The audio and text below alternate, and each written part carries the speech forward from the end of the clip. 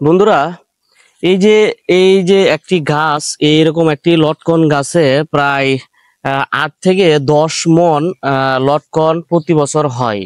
যদিও এবছর লটকন কম ফলন হয়েছে।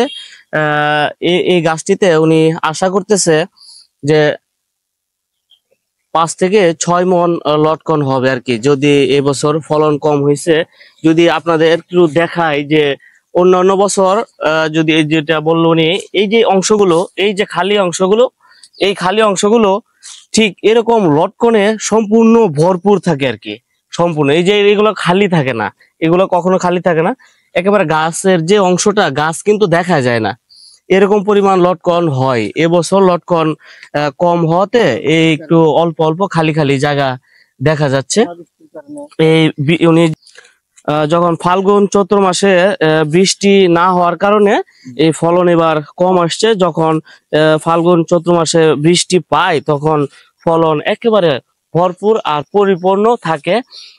এ পাশে অনেক দূর